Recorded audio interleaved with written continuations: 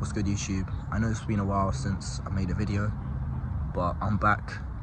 I've just graduated from university and I have a lot to share.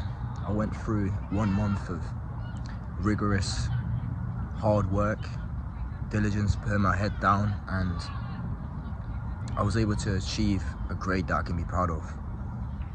I was the second person in my family to go to university and graduate with a 2-1, which is decent, I would say. It's not the greatest grade, but I pulled off in the end. I had lost passion midway and I had 1 month to my exams, and that 1 month I went through sleepless nights. I didn't give up though. I didn't give up, and it seemed impossible at first, studying a whole year's worth of content in a month's time and trying to pass this exam of mine, but I did it. And initially it was like, I have this goal of mine that I need to achieve, right? And I've got a month to achieve it. It's literally impossible.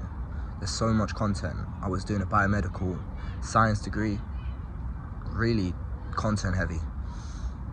But because I dedicated every single hour of the day, I didn't waste no time, literally. I wasn't on YouTube, I wasn't playing games, I wasn't going out with my friends, and I studied so hard. At times it felt so lonely, but slowly I fell in love with the grind. I can't describe it, but if you've ever been dedicated to one goal, you know within your heart how that feels. You know how that one goal becomes your everything, and you will give anything to achieve that goal. The truth is, I believe like every person, majority of people on the planet now are missing a sense of purpose. They're missing that big, huge goal, and because of that, they feel as if whatever they're doing is meaningless.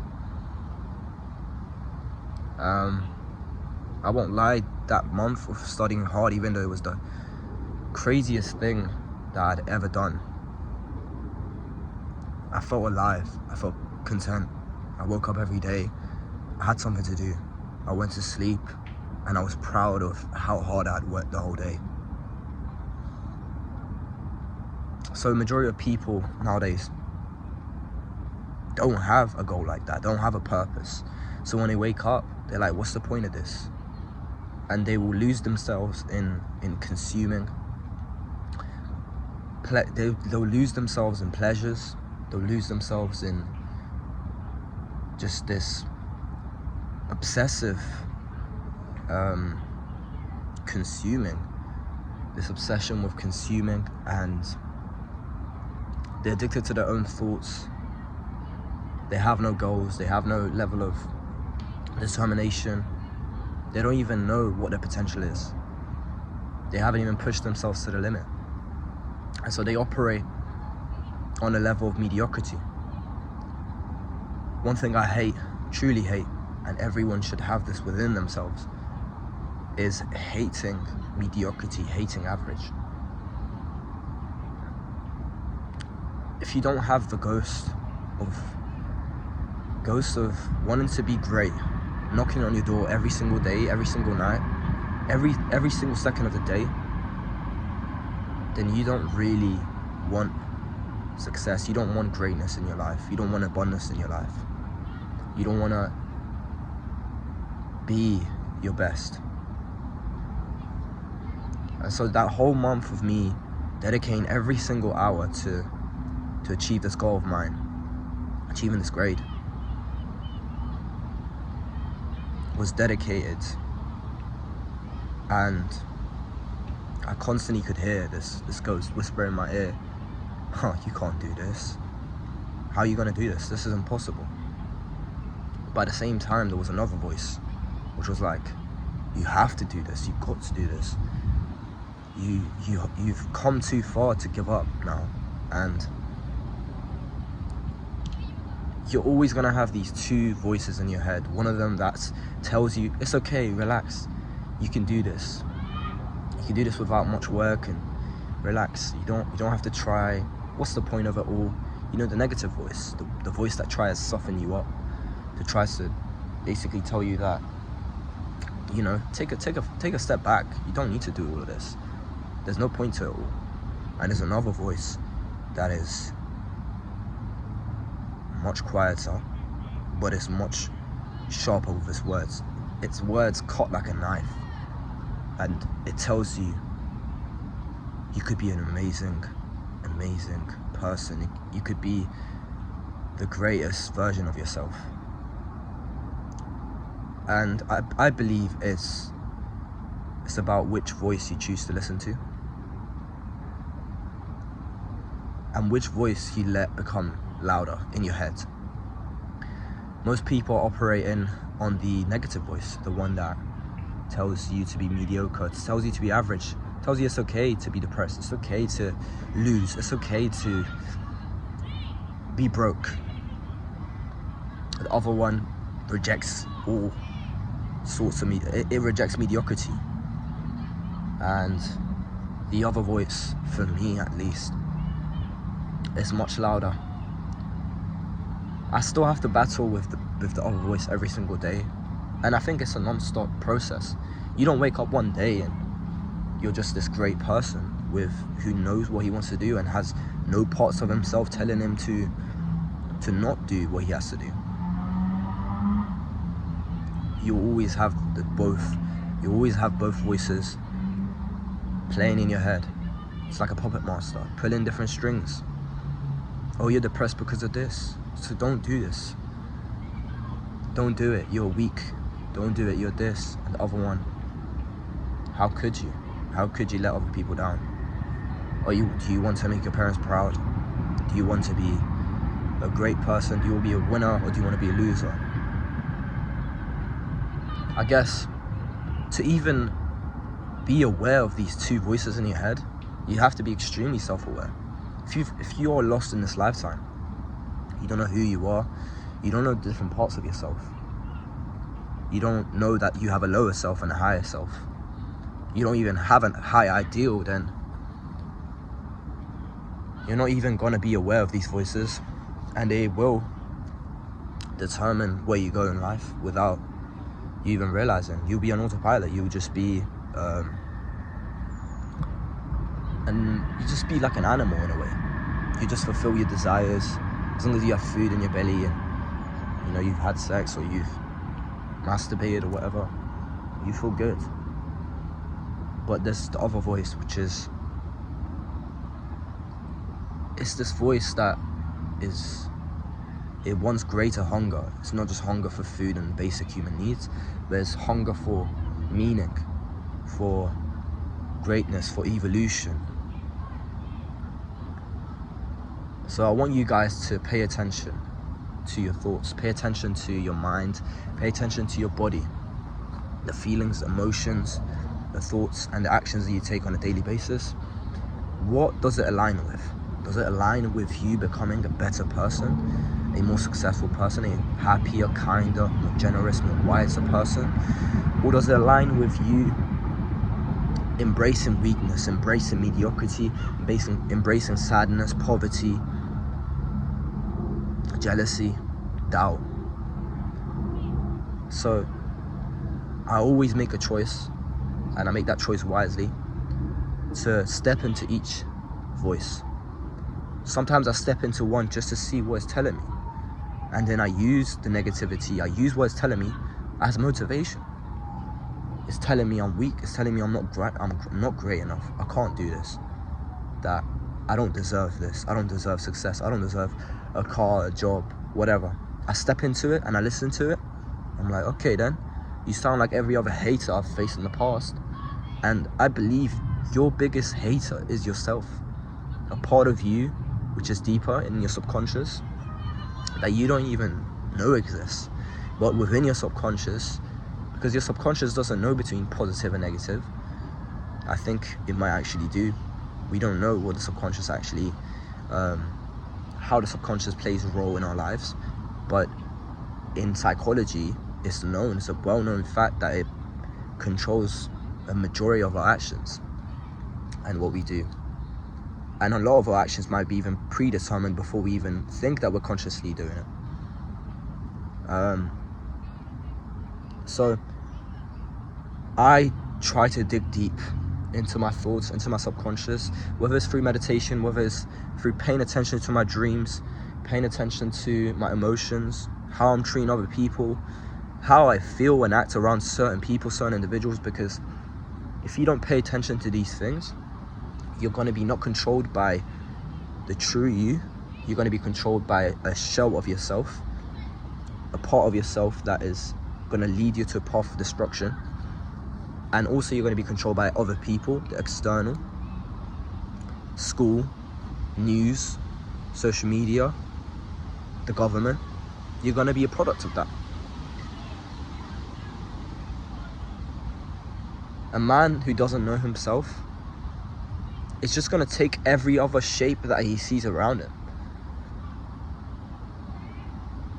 If you don't know who you want to be and who you are, whoever you're hanging around, you're going to start resembling them. You're going to start acting like them. You're going to start showing behaviors that are exactly like them. But you know deep down inside, that's not even you. But some people don't even have that level of self-awareness to realize that in the first place. So they're just lost in this world. They don't even know who they are. And 50 years, 40 years, 30 years down the line, when they're 30, when they're 40, when they're 50, when they're 60, they're like, who am I? Where am I going? Why am I here? I had these questions as a 14-year-old. I was extremely self-aware from a very young age. It's one of my gifts, one of my talents. And I've tried to just touch people's hearts so they have the same gift. Because I see the potential within other people. But I also see, I can recognize who is self-aware of who they are and who isn't. I believe a big part of having this capability of being self-aware comes from spirituality, comes from being in touch with a greater ideal, whether it's God, whether it's religion, whether it's a philosophy like Taoism, Buddhism.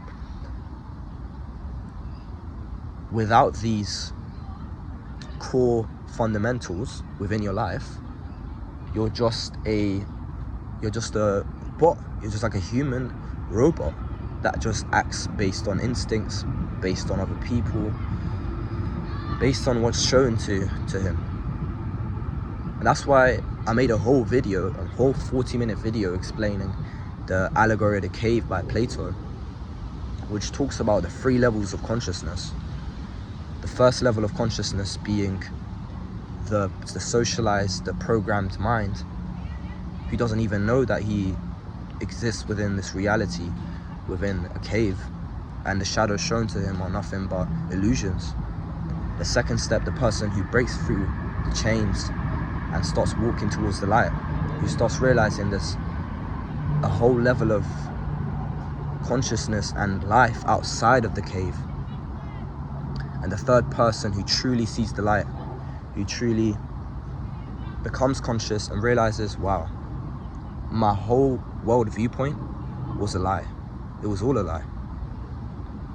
And that only happens because he becomes self-aware of his thoughts, his beliefs, and his actions, and also he becomes aware of the external. So when you miss out on those 2 components, being self-aware of yourself and your external, you're nothing but a robot. You're being controlled by other things in life. You're just like an NPC within a GTA game. Like, you have no thought of your own. You have no belief systems of your own. You have no philosophy of your own. You have no opinions of your own. Your opinions are other people's opinions. That's why whenever I have a conversation with anyone, I try to see what they think. So a lot of times they tell me what other people think, but they don't even have an opinion themselves. They haven't thought through these concepts. They don't know what truly they resonate with. And they don't even know where they got their opinions from, or their thoughts from, and their beliefs from. So one thing that I'm trying to get everyone around me to do is question why they do the things that they do, why they believe in the things they believe in, and why do they limit themselves in that sense? Why are they a shell of themselves? Because I see truly the potential within people. I see the potential within myself and who I could be in the future.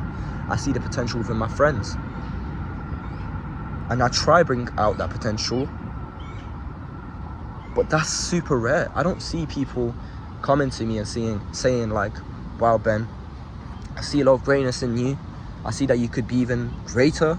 You could be this. Luckily, I've had a few people like that, but it's extremely rare. Extremely rare to find people that constantly test who you are, check who you are as a person. They check your beliefs, they check what you stand for, they check your actions, but they also